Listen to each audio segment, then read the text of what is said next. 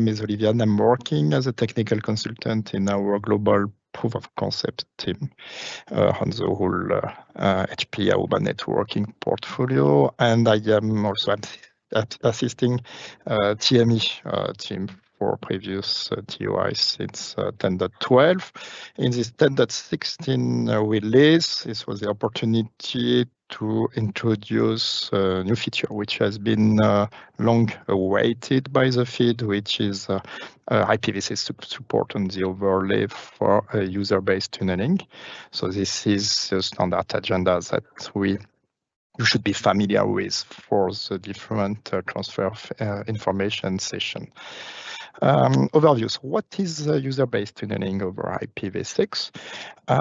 It will be used, yes, mostly for native IPv6 overlay transport. So if we have a switch and a gateway that can interconnect, that can connect each other across IPv6, and the customers, for example, has already migrated a lot of services to IPv6, like ClearPass policy managers, access points, and we still have this gap, this myth in our portfolio not to allow IPv6 transport for UBT, which is, as you know, in terms of dynamic segmentation, a very popular features which exist in our portfolio for a couple of years. So, yeah, it was requested by large customers in different locations, and at the end, I'm happy to say that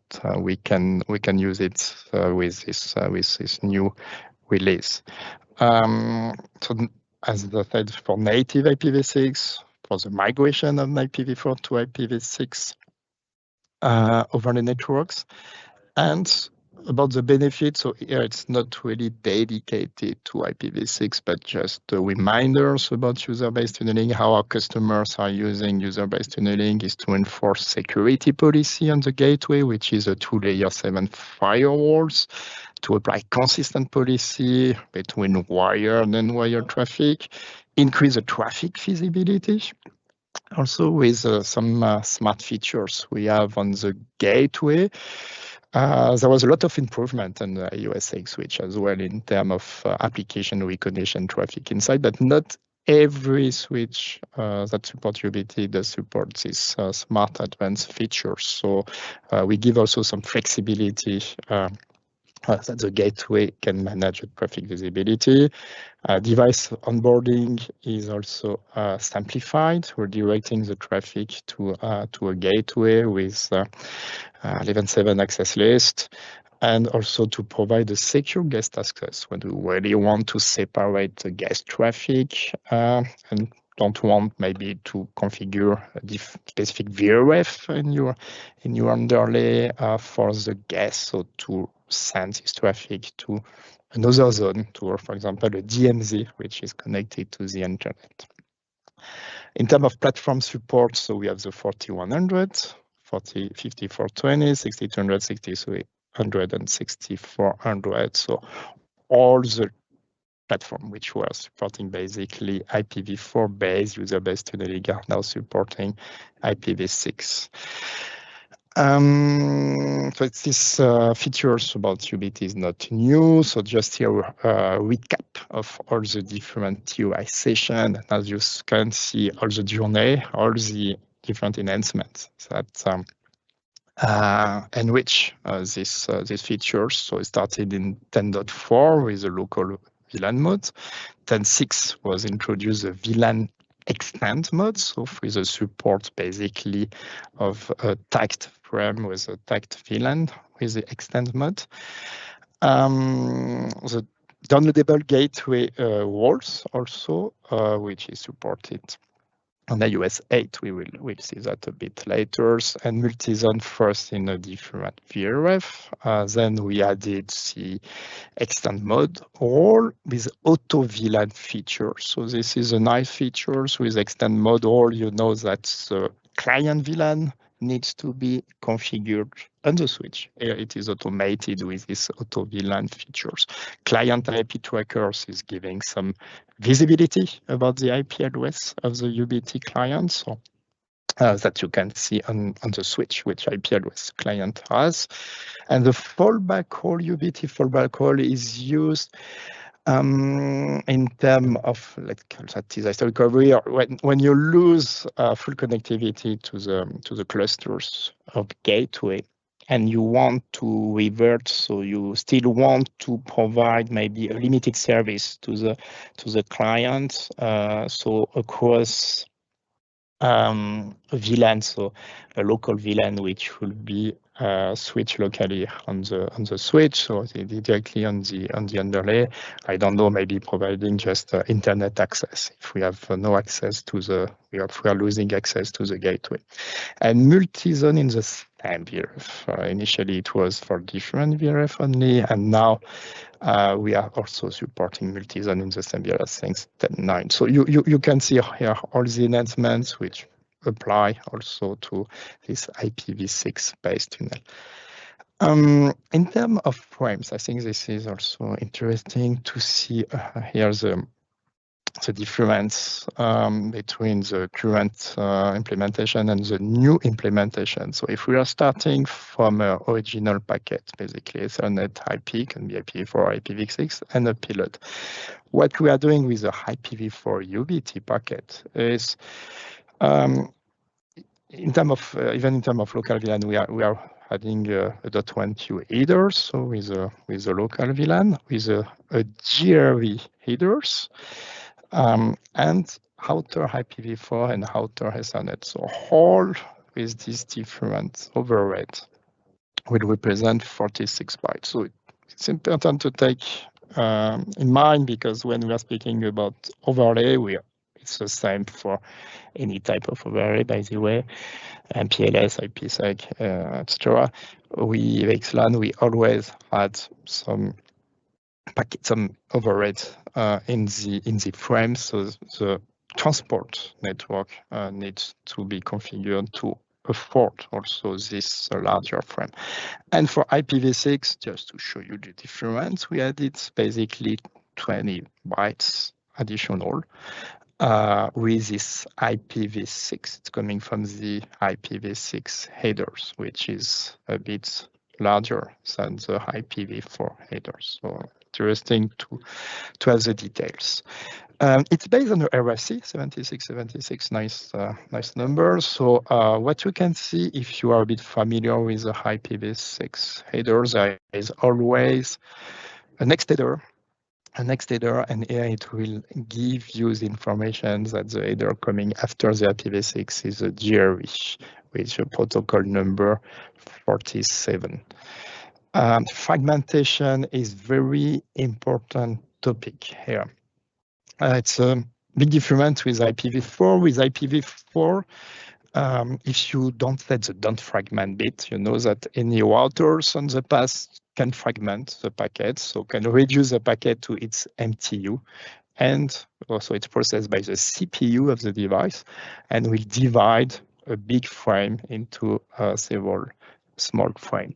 With IPv6, it's not possible. So an intermediate device, so it's true for any IPv6 device, is not able to fragment an IPv6 packet. So it's the responsibility of the source. So the source will use basically the MTU of this NIC, the network information card, to know how big the frame can be.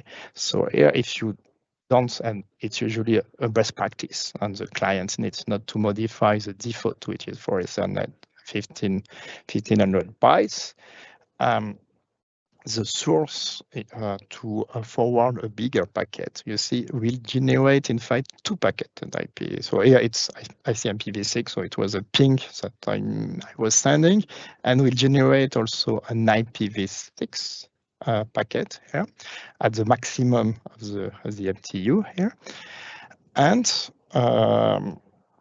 when it receives, so the destination will reassemble these two packets into one Here it's ICMP, so I have an echo and a reply. And on the reply, it will reassemble also this packet. So what is very important here to take into consideration is to configure, not to get any troubles in the features, to configure Jumbo frame on your overlay and your transport, because if the NIC of the senders was higher than the MTU that you have on the intermediate device, this intermediate device will just will silently discard the packet. So so some packet will be dropped on the transport network if we don't enable the Jumbo frame. So some difference with IPv4 I wanted to highlight. How to configure Jumbo frame and gateway? Maybe if you are not familiar with that, with two options, even specifically on the port configuration level, just check the box Jumbo MTU, and it will increase the MTU from 1500 to 9216, or you go also on the services firewall. So this screenshot is coming from the mobility conductors, AOS-8, and yes, if you enable Jumbo frame processing in the firewall with the show firewall, we will see also it was highlighted. What about QoS preservation? So it's a usual request also we get from the feed from the customers is I have high priority traffic in my underlay, like voice, which is marked with the DHCP express forwarding. So how it is managed on the overlay, so on the network that is encapsulating this packet. Do I preserve this priority? So the response is yes. So as you can see, so at the bottom you have the initial packet. So here I played a little bit also to show that the transport can be IPv6, but the client, so the original packet, can be an IPv4. So basically, as you know, GRE can encapsulate any type of protocol, can be underlying protocol, can be IPv4, IPv6, or even something else. So here we can see that I have a DHCP express forwarding. This information is copied to the outer headers of the IPv6, and IPv6 is called traffic class. So we have exactly the DHCP express forwarding, so with the bits which are copied. If it was an IPv6 initial headers, I would have also directly from traffic class to traffic class copy. So here, buttons also to remember to take away if you have some question is that the quality of service applies to the overlay at the same time at the underlay. So UBT support, I already mentioned the platform list here. What is interesting to notice is that for our AOS-S brands, so like 5400, 38, and 10, 2930, so what we call the provision operating system, we supported this feature since 16.08. So now it's we finally close the loop and apply the same level of support for our customer, which have both products brands. Now I'd like to focus on the different use case. On the different project I'm working on, usually we are opposing UBT, so what we call a little bit like also like a centralized overlay, and VXLAN, which is a distributed overlay. So yeah, so it's maybe one or the other, but usually it's not one or the other. I think it gives also a lot of flexibility, and it's a competitive advantage we have in our portfolio is that we can offer both on the same products. And depending on the use case, I would say both are very interesting. So definitely distributed VXLAN for West-East traffic and traffic policy is very, very efficient with a lot of automation. In some use case, for example, as I said, device profiling, the device has never been seen. So there is a phase we maybe want to segment this traffic. So it's a zero trust. We don't want to provide access from this device to the rest of the network. It's very easy to redirect the traffic to the gateway, wait for the profiling from ClearPath Policy Manager or client inside. Then, as you know, ClearPath will send a COA when the device is profiled, and then when you know how this device should be managed, could use, for example, VXLAN networks after that VXLAN fabrics. So it's a two-phase. Another interesting thing I could see with UBT is in migration phase. You have some clients connected to switches which are not part of the VXLAN fabric, and you want to make a smooth migration in different phases, not replacing everything at one time. So it gives you a phase to move this traffic first to the gateways, and the gateway will be responsible to encapsulate VXLAN if it needs to talk with the rest of the VXLAN traffic. And as you know, also the gateway will add in terms of security the GBP ID based on the user role, based on the authentication which is done. So finally, we keep all this logic that we have in the VXLAN fabric for legacy, let's say, for legacy switches that are not part of the VXLAN fabric. So really like it. Usually customer, it really resonates to customers that we have this different phase, that we have this ability to move smoothly to the VXLAN fabric. And the last point, as also mentioned a little bit, is a guest access. So also very easily, some customers prefer to configure a VRS dedicated to guest, or you can just redirect your traffic to a completely different zone like DMZ. And the guest traffic will be managed directly in this DMZ, and all the network here does not need to know about addressing all the stuff, of the use by the guest. So yeah, user-based tunneling, again, it's very, very powerful. And having this IPv6 transport now allow us to use it even more in the native IPv6 network. Some details about the future. So this is also an important point to notice today. So let's say it's the first release, first flavors of these features. So it's supported on the AOS-8.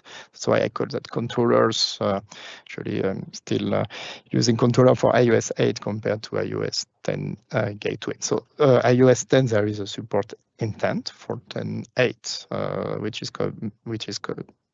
will come later, not yet committed, but is an intent. In terms of additional feature which are part of UBT that we have today with IPv4, we have exactly the same level of support for IPv6. So as you know, we have local VLAN and extended VLAN. So local VLAN more for untagged packet, extended VLAN. We keep the client VLAN configured on the switch and present also on the gateway, and it allows also the encapsulation of .1Q tagged packet. Also a bit more powerful for the multicast with extended VLAN, because we have a dedicated tunnel for multicast with an extended VLAN, and we can use IGMP on the switch. With a local VLAN, you know, the gateway is replicating the multicast traffic to the different user anchor controller tunnel. PayP security as well is, it's MD5 hash basically, which is done between the gateway and the switch. just to secure the PAPI, so is the control messaging between the switch and the gateway, also between the gateway and this and the access point. So if you add PAPI security on the gateway, it will apply to all your managed device, basically. Wake online in extended VLAN mode. So when you have a silent host, you need to float a magic packet.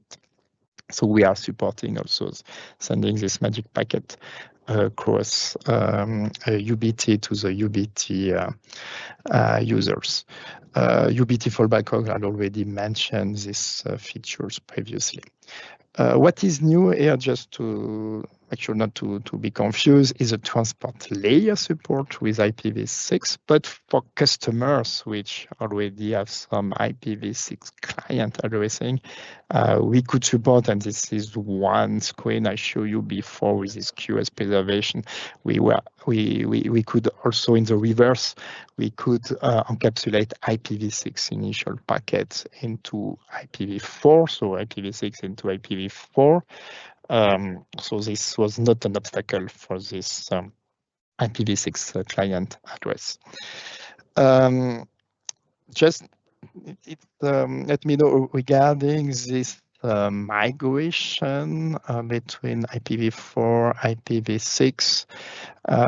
Here the idea, if you are an IPv6 full network and we have some islands of IPv4, how to manage it. So here, just want to say that this features is not intended to make a tunneling from IPv4 to IPv4 client address across an IPv6 network. So what we call IPv4 in IPv6, which is much less common as IPv6 into IPv4. So there is other techniques here. There is GRE IPv6 manual tunnels, or 4in6 also. There is a RFC for IPv4 in IPv6 frame. So I would recommend to use more of these techniques than UBT, which is clearly more security features, that pure tunneling features to interconnect IPv4 client. Now let's look about cab heads. So there is a few of them. A big one is a mixed mode support. So as you know, in a UBT, so we can define different zones. Zones having a primary controllers and a backup controller. So how it works is your primary controller can be a clusters or a standalone of gateways. When all of this fails, so you will configure a backup controller, so the switch will establish tunnel to secondary clusters or another standalone. So it's have to consider like a little bit like if you have two data centers, primary and secondary data centers, one cluster in one and a cluster in the second one, or two different environments. So here it's not fully supported. It's not supported to mix address family between the primary controller and the secondary controller in the same zone. So it has not been fully supported. So you have a warning message if you do that. So we didn't decide to prohibit it. So might work with some consequence in terms of high availability. So we lose availability performance, but yeah, might work if it's really needed without full support. And if you do that, you see that there is an event message also, which is waste in the log of the switches. But having different address family in different zones is fully supported. So you will see that in the demo, for example.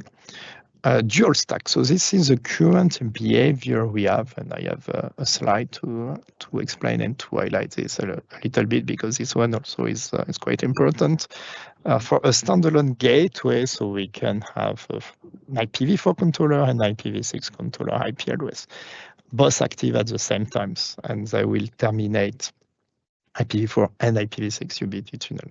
no worries about it. For the cluster gateway, is a bit different. So we have also IPv4 controller IP, IPv6 controller IP, but we configure based on the cluster profile. We are building clusters, and for the cluster, we are defining system IP to system IP address, which are used to establish IPsec tunnel into a cluster. Here we can select either IPv4 or IPv6 address to build these clusters. And when it's built, the IP address which is listening for UBT tunnel will be this address family. So if we build your cluster on IPv4, you can do UBT tunnel based on IPv4, and if it's IPv6, it will be on IPv6. Access point is different today. Can have a mix. So yeah, I said it's current behaviors, and under the hood, this behavior can change in the future. We will let you know if this is the case. Downloadable user role and UBT. So yeah, the rule is quite simple. It depends really on the gateway. So if the gateway is connected with an IPv4 address for ClearPass policy managers, so we can do both primary role on the switch and secondary role on the gateway to be downloaded automatically, dynamically from ClearPass.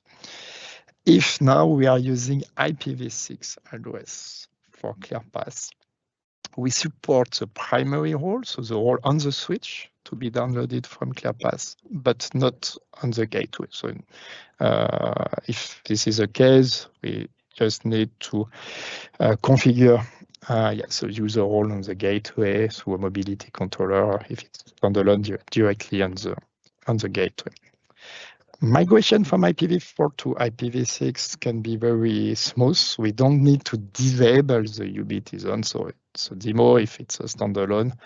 Just need to replace a primary controller command.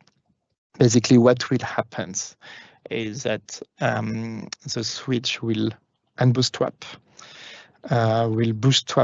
again to the gateway using the IPv6 address. And the user will bootstrap also again to the gateway. And in my testing, this process takes no more than about 2 seconds disruption. So this is the details of what I was saying about dual stack and clustering that we need to take into account. If we check at the access point level, so as I said, a same cluster, whatever it was built with IPv4 or IPv6, we can have access point with IPv4 and IPv6. So here you can see the IP address. As I said, we configure the control IP address, and in the cluster profile here, we will select the IP address. Now, if I'm selecting IPv6 address to build these clusters, and in the UBT, zone, you configure the primary controller with the IPv4 address. So let's say here it will be 10.10.0.31, and the cluster was configured using the IPv6. You will see an error. So in the buffer that the tunnel terminates on a non-cluster IP. And in terms of failure reason, so the bootstrap has failed. So this is the reason. So this is the current outcome. So that behavior that we have today with the clusters that you really need to be aware.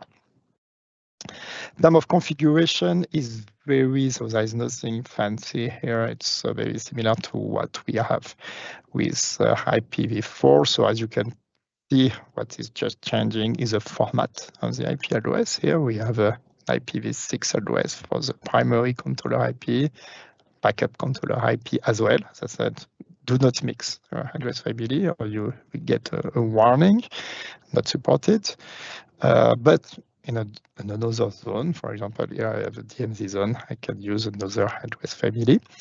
Very important, for UBT, even if we have only one IP address running on the switch, you need to specify which source address to use. So you have to comment, you have the IP source interface all. So it will be done, it will apply to all the process. So like radius, TACAX, whatever. And here you can overwrite or just have this command specifically for the UBT process.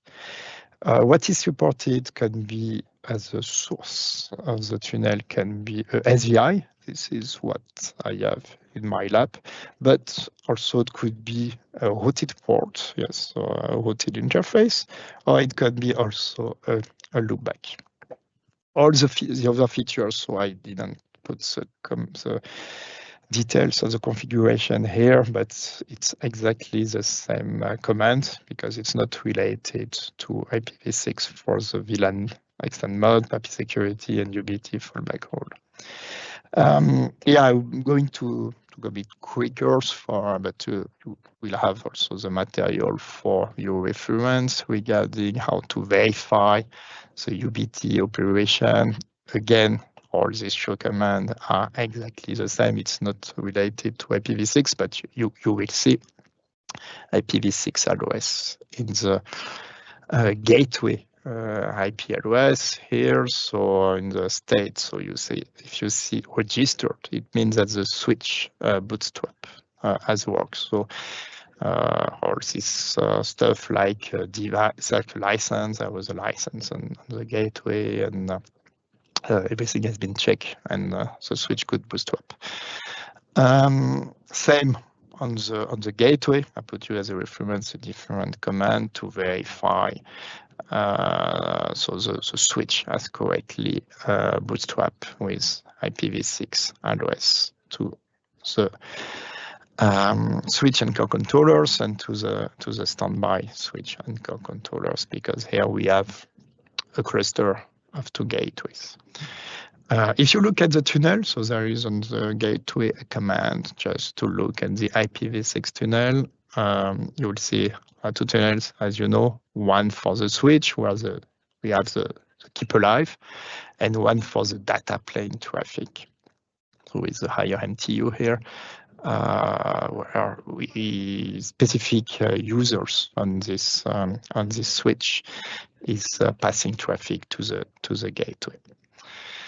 You can see the cluster node list. Usually also when you deal with UBT and you get some problem, one of the verification is to make sure that the node list and the bucket map, which is so the bucket map which is processed by the cluster leaders on the gateway has been correctly sent to the switch, and as I have the switch and the gateway, but it should have the same bucket map. So the bucket map with the IPv6 address. So what is a bucket map? Maybe a quick reminder. So for a client, we are using the MAC address of the network information card, and we are using the last 3 bytes of the MAC address. There is a hash, and with this hash, we have an ID. We have an ID between 0 and 255. So it's 256 entries bucket map, and for each entry we define which gateway is the active gateway. So it will share the load if you have many MAC address or difference of MAC address in your network. Basically, yes, the hash result will be different, and the client will be sent to the different gateway as active user and core controller. Yeah. Show UBT information zone to see the same kind of information on the switch. Yeah. User management will be done with the show tunnel done manager tunnel user. So here you will see which tunnel, if it is user and core controller, if it is active or it is a standby. Show user will give you the IPv6 address of the client. based on the MAC address. Also, what I find also interesting is you have also the port on the switch. So in my case, this UBT client is connected to the port 1111. So with a show user, we have a lot of information, and we have the IPv6 address here of the switch.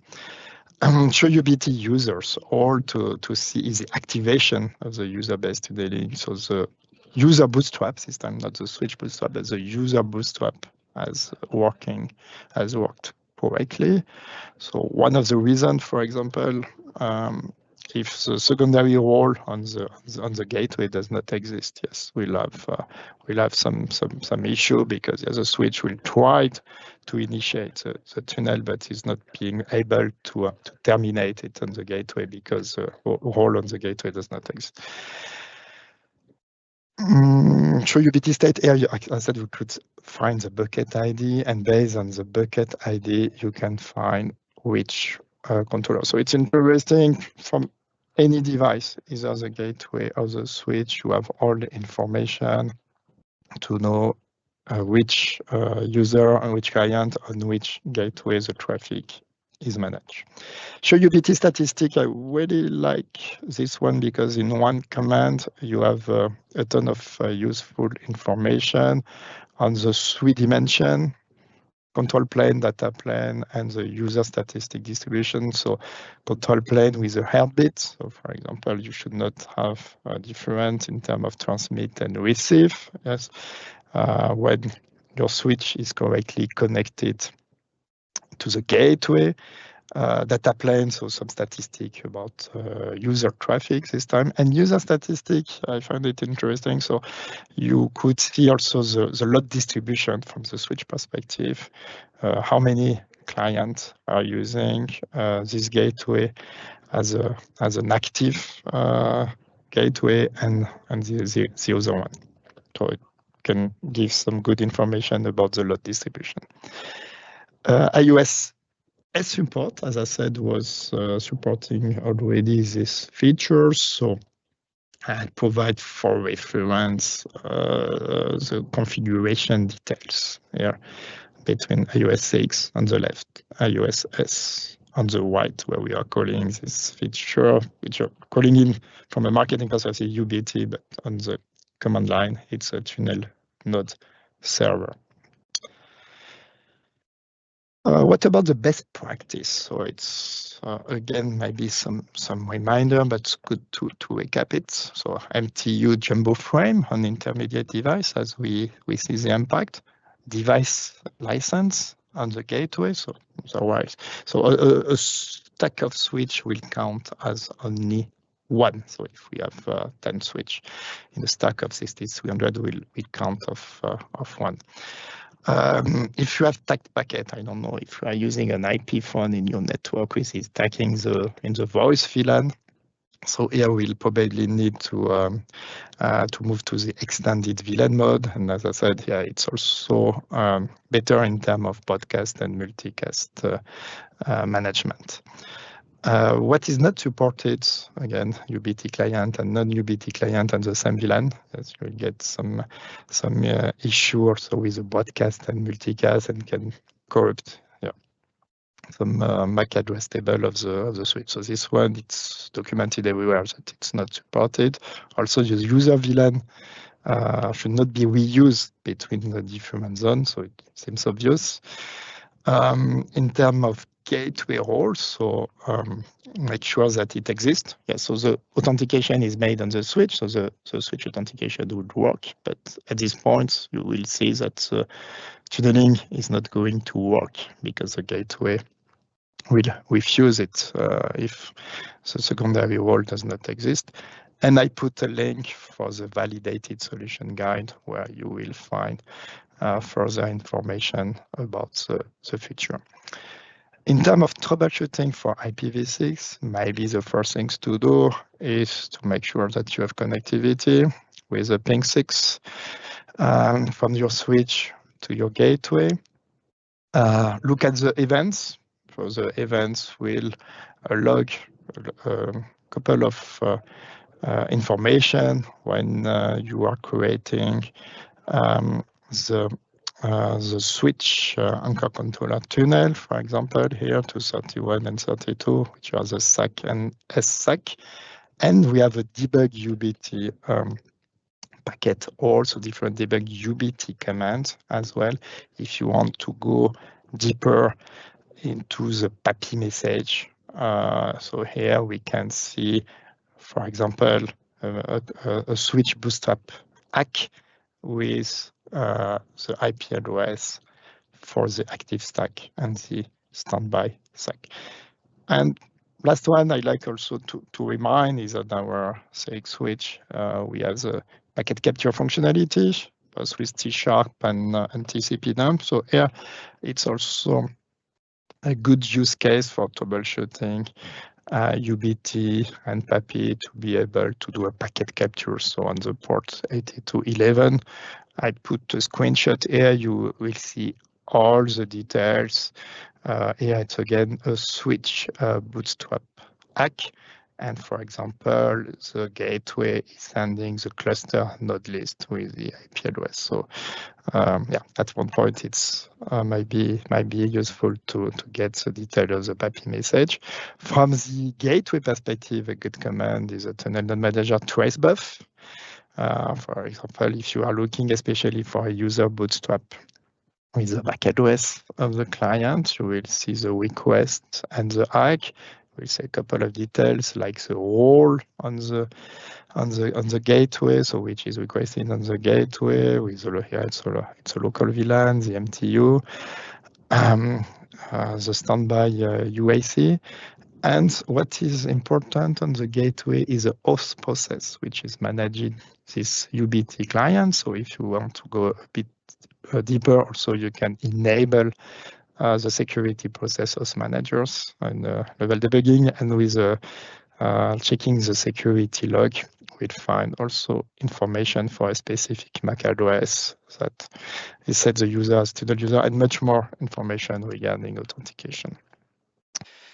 Hello, my name is Olivian. So now I'm going to show you the demo for the IPv6 GRE tunnel for user-based tunneling.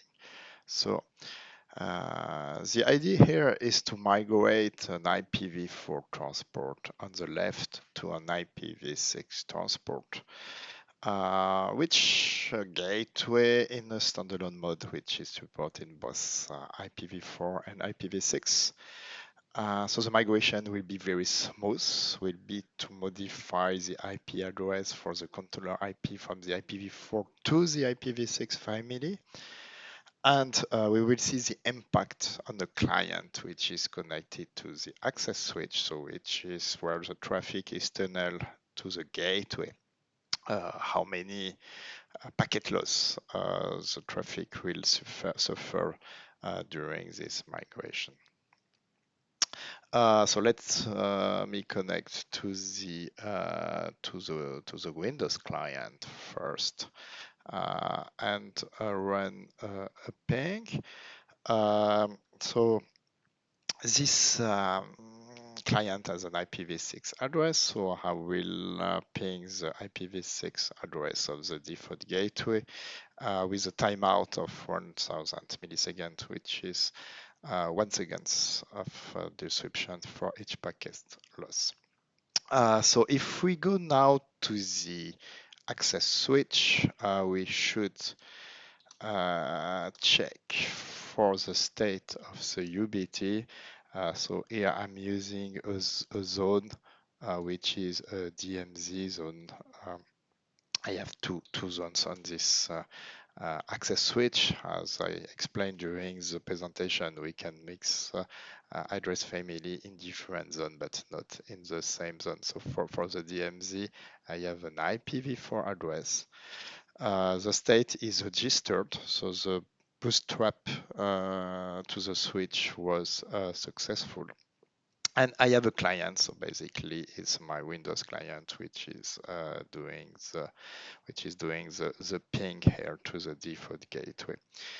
What is interesting as well is I can show you the tunnel from the gateway perspective. So we do show data path tunnel, and let's filter on the IPv4.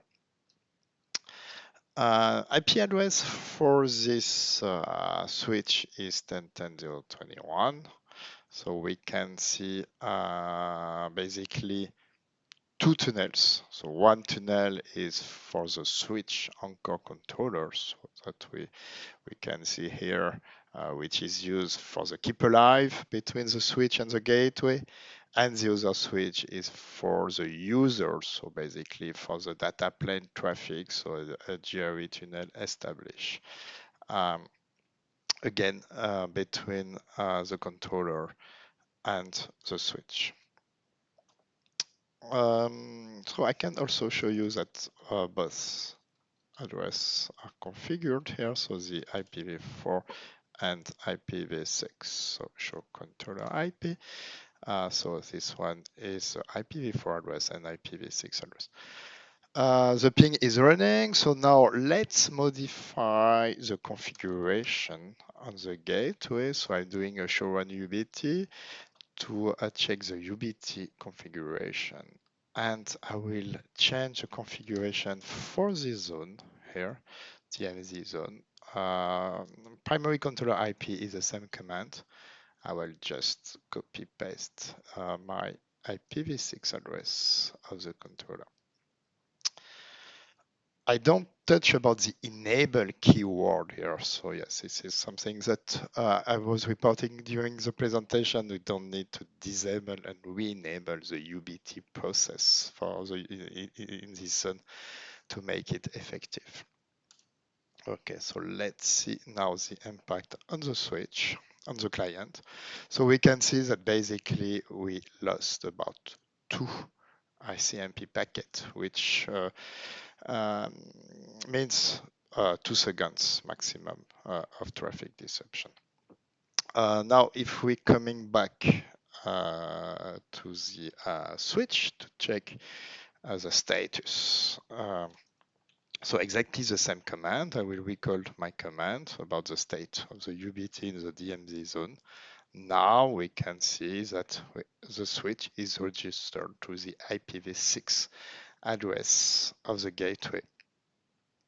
Same client, so that was also unbootstrap, obviously, of the client, and the client bootstrap again. So this is basically what happened during these 2 seconds. So switch needs to bootstrap again with the IPv6 address of the controller.